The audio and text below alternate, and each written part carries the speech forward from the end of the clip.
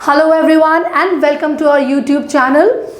This is Roma, your CUET mentor from Prep Guru, India's exclusive CUET Preparatory Institute. हमारे पिछले दो videos में हमने बात करी थी कि CUET का फॉर्म कैसे भरना है और फॉर्म भरने और जमा करने की इम्पॉर्टेंट डेट्स क्या हैं. और मैंने आपको बताया था that we will be back with one more video where we are going to talk about कि सब्जेक्ट्स का सिलेक्शन हमें कैसे करना है और वो क्या कॉमन मिस्टेक्स हैं जो फॉर्म भरते समय आप कर सकते हैं. So let me take you through this.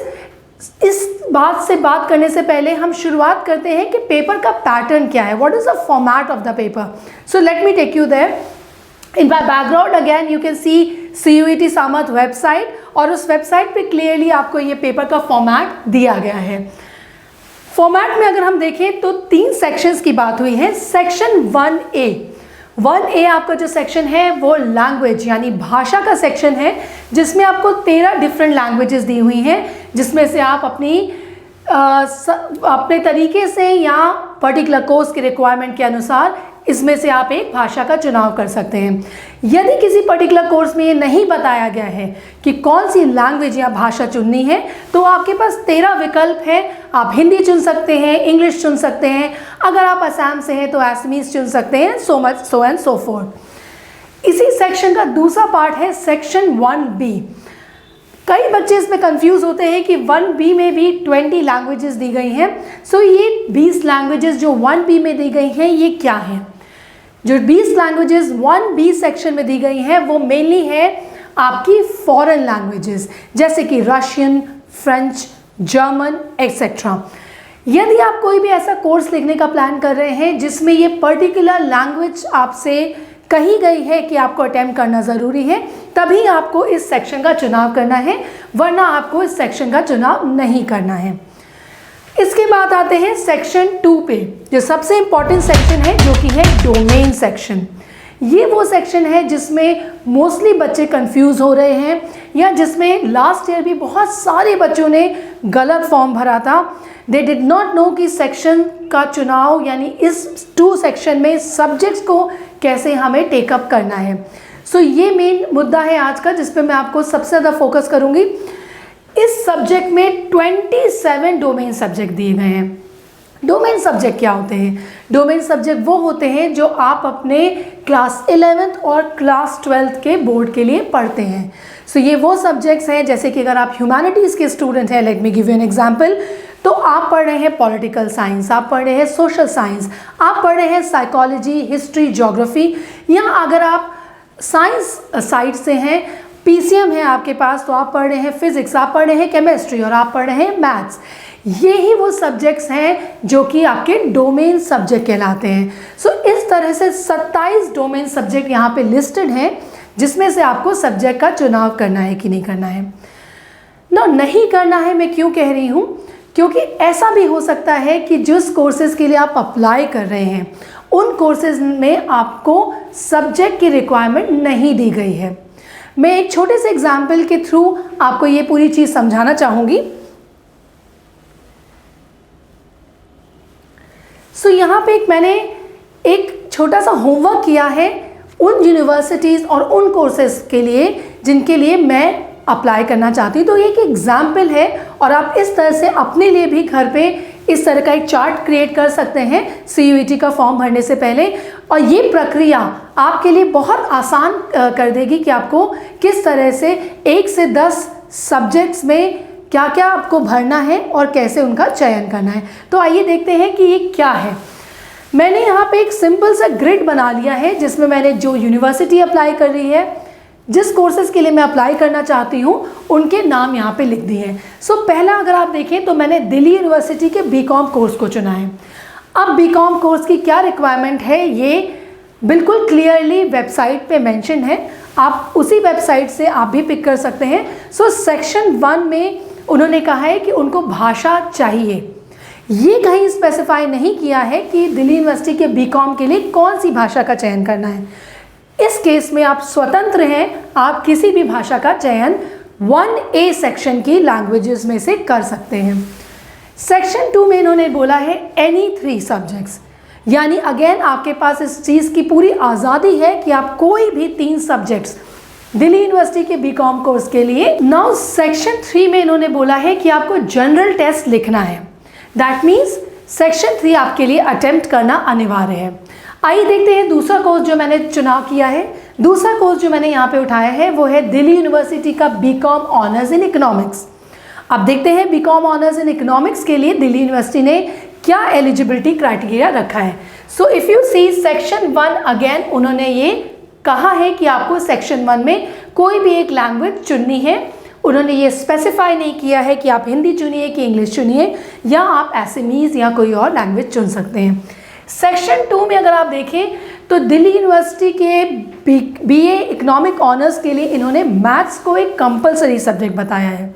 So that means आपको इन डोमेन सब्जेक्ट में मैथ्स लिखना कंपलसरी है। इसके अलावा इन्होंने कहा है एनी 2 फ्रॉम सेक्शन 2, यानी मैथ्स आपको कंपलसरीली देना है। उसके अलावा कोई भी 2 सब्जेक्ट आप अपने हिसाब से चुन सकते हैं। और सेक्शन 3 के लिए इन्होंने मना किया है। Coming to the third university या कॉलेज जो मैंने चुना है वो टिस है, Tata institute of social sciences, और प्रोग्राम का नाम है BSW। BSW की रिक्वायरमेंट कहती है कि मुझे लैंग्वेज का टेस्ट देना है। अगेन यहाँ पे लैंग्वेज स्पेसिफाइड नहीं है। सेक्शन 2 में उन्होंने ये मना किया है कि उनको कोई भी डोमेन सब्जेक्ट की रिक्वायरमेंट नहीं है। सो दैट इज़ वाई यहाँ पे आप नो लिख सकते हैं। सेक्शन 3 जनरल टेस्ट उनको चाहिए। सो टिस के लिए आपको क्या चाहिए, section 1 and section 3, no section 2। Next university जो मैंने आपको चुन के दी है वो है BHU, बनारस हिंदू यूनिवर्सिटी का BA LLB प्रोग्राम। अब देखते हैं BA LLB प्रोग्राम की क्या रिक्वायरमेंट है। BA LLB प्रोग्राम ने बोला है आपको भाषा के चयन में केवल इंग्लिश लिखनी है। यानी यहाँ पे उन्होंने स्पेसिफाई करके बताया है कि जो लैंग्वेज पेपर है 1B सेक्शन है उस 1A सेक्शन है, उसमें से आपको इंग्लिश का चयन करना है and they need English as a compulsory language. Section 2 में उन्होंने केवल एक डोमेन सब्जेक्ट मांगा है, वो है लीगल स्टडीज़। तो ये आपके पास उन्होंने ऑलरेडी बता रखा है कि उनको एक ही सब्जेक्ट चाहिए डोमेन से, सेक्शन 2 से, वो है लीगल स्टडीज़ एंड तीसरा जनरल टेस्ट। तो ये आपकी BA LLB की रिक्वायरमेंट है BHU की। आइए देखते हैं जो 5वां प्रोग्राम मैंने सेलेक्ट किया है वो है AMU, अलीगढ़ मुस्लिम यूनिवर्सिटी का BSc प्रोग्राम। BSc प्रोग्राम कहता है, उसका एलिजिबिलिटी क्राइटेरिया कहता है कि उनको इंग्लिश चाहिए इन लैंग्वेज, फिजिक्स केमिस्ट्री चाहिए सब्जेक्ट में, और मैथ्स बायोलॉजी में से कोई एक। सो या तो आप फिजिक्स केमिस्ट्री मैथ्स चुन सकते हैं या आप फिजिक्स केमिस्ट्री बायोलॉजी चुन सकते हैं। ये सिलेक्शन आपका खुद का होगा। और उनको जनरल टेस्ट नहीं चाहिए अपने यहाँ एडमिशन के लिए। सो if you see clearly, English specified है और 3 डोमेन सब्जेक्ट है, वो फिजिक्स केमिस्ट्री मैथ्स हो सकते हैं या फिजिक्स केमिस्ट्री बायोलॉजी हो सकते हैं। तो अगर आप स्टूडेंट हैं और इन सारे कॉलेजेस और इन सारे कोर्सेज में अप्लाई कर रहे हैं तो ये सारा आपका सिलेक्शन क्राइटेरिया रहेगा। समझने वाली बात ये है यहाँ पर कि यदि आप सेक्शन 1 देखें जिसमें बच्चा ऑलरेडी इंग्लिश सिलेक्ट कर चुका है LLB और BSc प्रोग्राम के लिए, और बाकियों के लिए आपको केवल कोई एक लैंग्वेज लिखनी है, तो वो एक लैंग्वेज भी आप इंग्लिश कर सकते हैं। इसी तरह सेक्शन 2 में जहाँ ये स्पेसिफाइड नहीं है कि कौन सा पर्टिकुलर आपको डोमेन सब्जेक्ट लिखना है, आप कोई भी डोमेन सब्जेक्ट लिख सकते हैं। अगर आप स्टूडेंट हैं और ये सारे प्रोग्राम्स भर रहे हैं तो दैट मीन्स आप फिज़िक्स कंपलसरी लिख रहे हैं, केमिस्ट्री कंपलसरी लिख रहे हैं, मैथ्स इस प्रोग्राम के लिए कंपलसरी लिख रहे हैं और लीगल स्टडीज़ इस प्रोग्राम के लिए कंपलसरी लिख रहे हैं। तो आप 4 डोमेन सब्जेक्ट के लिए ऑलरेडी अप्लाई कर चुके हैं। सो इन्हीं 4 डोमेन सब्जेक्ट से आप एनी 3 बीकॉम दिल्ली यूनिवर्सिटी के लिए एनी 3 को भी सेटिस्फाई कर सकते हैं। मैं इस पॉइंट को दोबारा रिपीट करूंगी कि आप क्योंकि जनरल स्टडीज़ और लीगल स्टडीज़ ऑलरेडी लिख रहे हैं, मैथ्स ऑलरेडी लिख रहे हैं, फिजिक्स केमिस्ट्री ऑलरेडी लिख रहे हैं, यानी 4 डोमेन सब्जेक्ट आप ऑलरेडी लिख रहे हैं, इसीलिए आपको एनी 3 के लिए कोई अलग से डोमेन सब्जेक्ट लिखने की ज़रूरत नहीं है। यही सारा कन्फ्यूजन पिछले साल कई बच्चों को हुआ था और करीब 4 लाख बच्चों ने फॉर्म को गलत भरा था। उनको ये लगा कि एनी 3 में कोई और 3 सब्जेक्ट लिखें, जो अनिवार्य सब्जेक्ट हैं हम वो भी सब्जेक्ट लिखें, और इस तरह से करते करते कई सारे सब्जेक्ट्स के लिए वो लोग अप्लाई कर रहे थे। And they were not only making it tedious for themselves, they were also making it very very complex and very very difficult for themselves in terms of writing a paper। तो ये गलती आपको नहीं करनी है।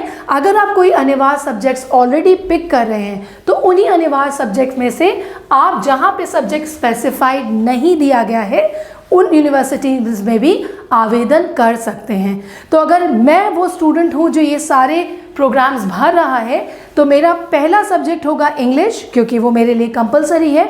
मेरा दूसरा सब्जेक्ट होगा मैथ्स, क्योंकि वो मेरे 2 प्रोग्राम्स के लिए कंपलसरी है। तीसरा सब्जेक्ट होगा फिज़िक्स, चौथा सब्जेक्ट होगा केमिस्ट्री, और 5वां सब्जेक्ट होगा legal studies, and 6th will be my general test. और ये 6 लिखने के वजह से मैं ये सारे प्रोग्राम्स और इन यूनिवर्सिटीज़ में अप्लाई कर पाऊँगी और मुझे अलग से और कुछ लिखने की ज़रूरत नहीं पड़ेगी।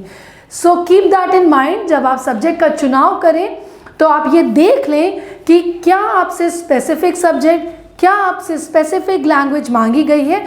यदि मांगी गई है तो आप उसी स्पेसिफिक लैंग्वेज को उन कोर्सेज के लिए भी यूज़ कर सकते हैं जहाँ पे ये स्पेसिफिकेशन नहीं दिया गया है। I hope I have made my point clear. यदि आपको कोई भी और कन्फ्यूजन हो या कोई भी और क्लैरिफिकेशन चाहिए हो या किसी भी प्रकार की CUET 2023 के लिए सहायता चाहिए हो, सो आप नीचे लिखे गए नंबरों पर प्रेप गुरु के मेंटर से संपर्क कर सकते हैं। And we will keep sending lot many videos, और हम छोटे छोटे इस तरह के फाइन पॉइंट्स पे बात करेंगे ताकि 2023 CUET एक सक्सेस स्टोरी बन सके आपके लिए।